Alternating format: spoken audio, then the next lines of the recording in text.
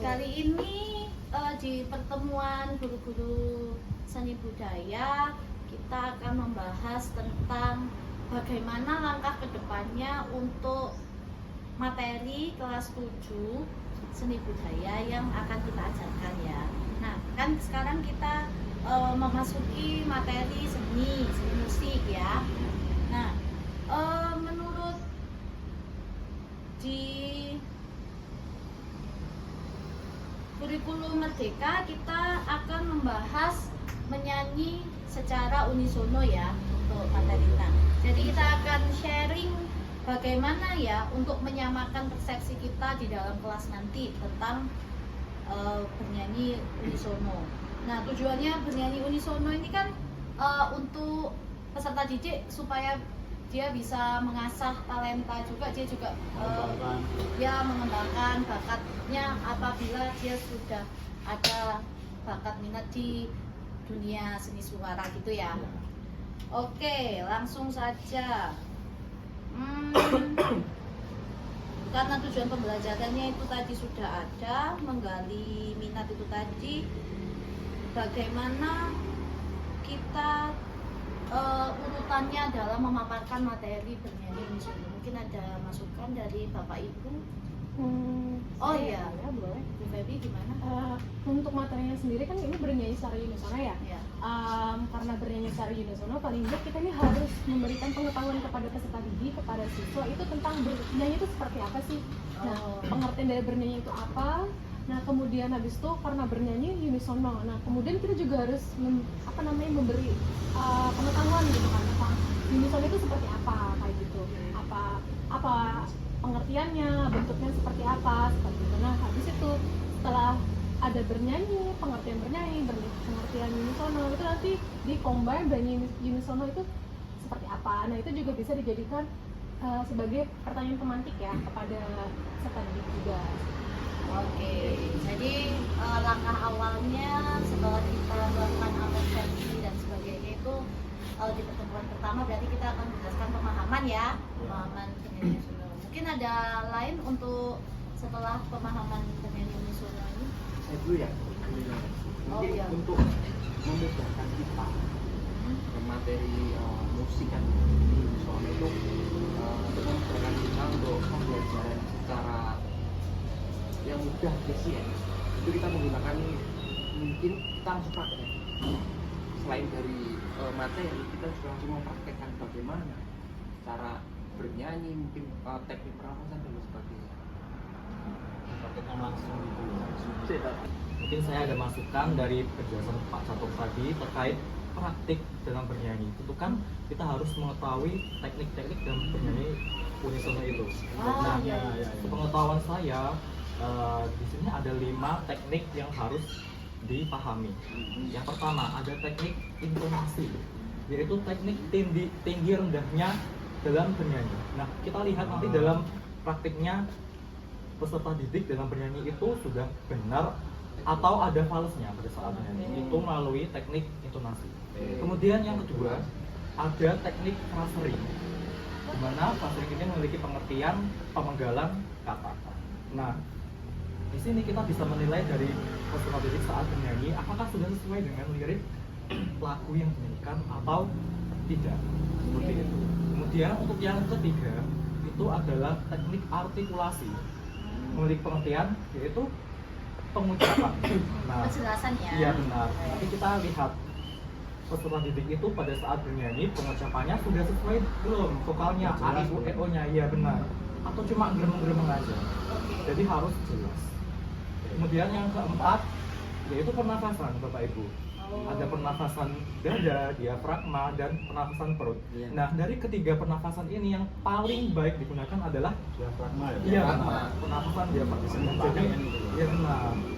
Nah, jadi nanti diusahakan sebelum menyanyikan lagu, peserta didik kita kita anjurkan ya, kita latih dan kita anjurkan untuk menggunakan pernafasan diafragma.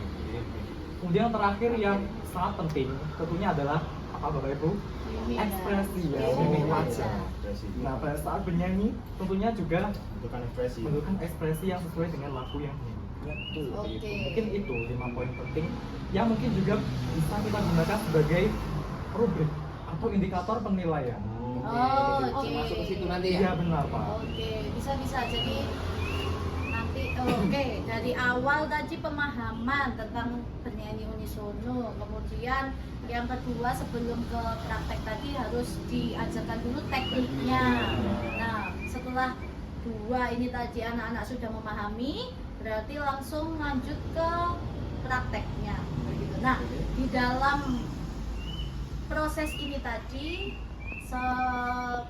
pemahaman materi dan praktek itu kan kita butuh media ya Bapak Ibu ya. Nah, Itu mungkin memudahkan. oke, mungkin ada masukan lebih baik kita menggunakan media apa nggih? Bisa gini aja.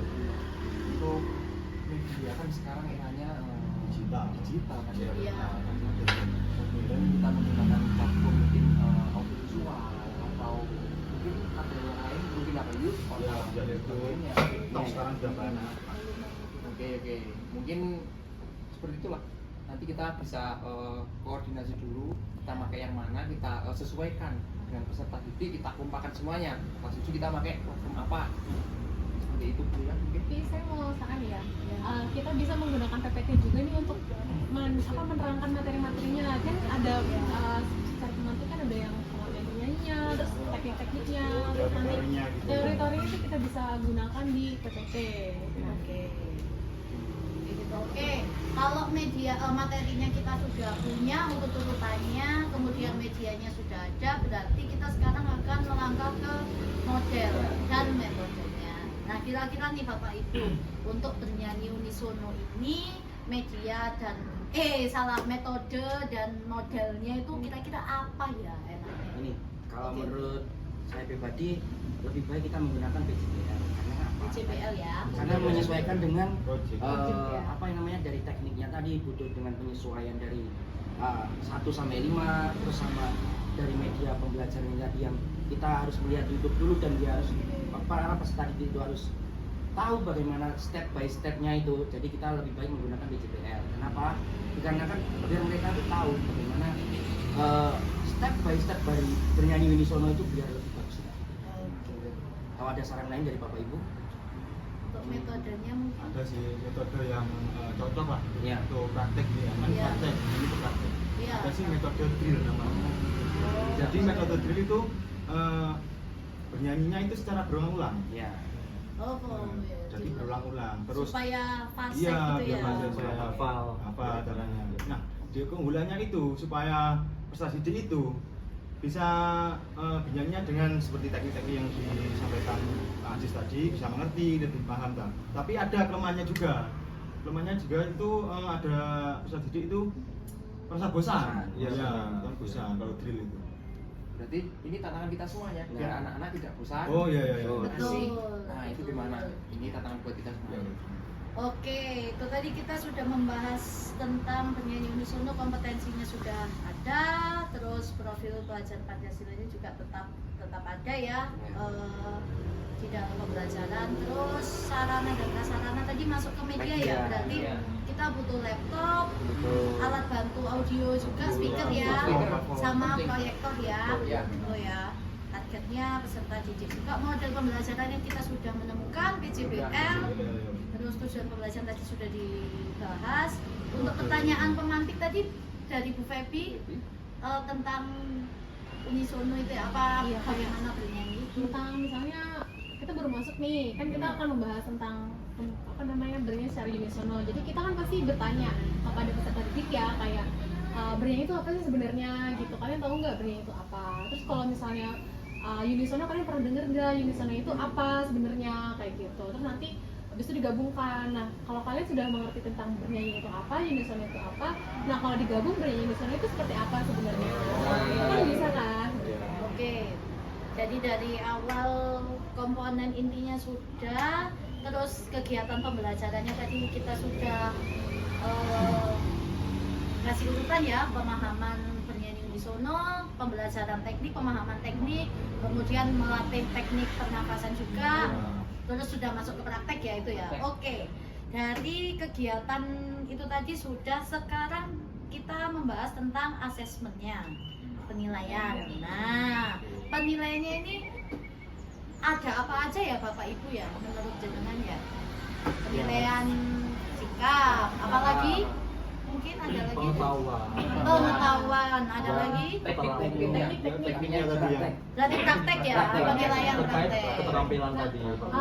Kalau misalkan terkait teknik ya, karena ini bernyanyi otomatis ini bernada kan. Nah, jadi ini indikator utamanya juga ketepatan nada gitu. Sebenarnya nadanya ini pas nggak sih? Kalau sudah Temponya juga tempo. temponya juga misalnya apa namanya harusnya pelan, apakah dinyanyikan juga sesuai sama iramanya juga. Oke, ini berdasarkan di catatan saya, mohon dikoreksi ya. Ini dari penilaian sikap dulu saya bacakan. Nah, kriterianya bersikap menghormati guru pada saat masuk, sedang dan meninggalkan kelas, itu yang pertama. Yang kedua, berdoa sesuai agama dan kepercayaan masing-masing. Yang ketiga, merefleksi diri sendiri terkait perilaku menjaga persatuan sebagai bentuk syukur kepada Tuhan. Ya, masuk ya, bersikap. Ada yang mau ditambahkan?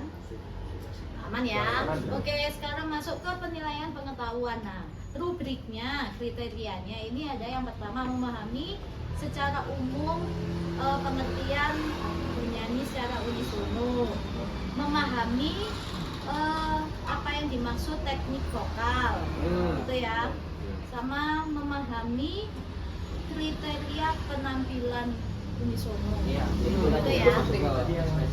Oh ya, ekspresi itu tadi ya, oke. Nah, Ketepatan nadanya.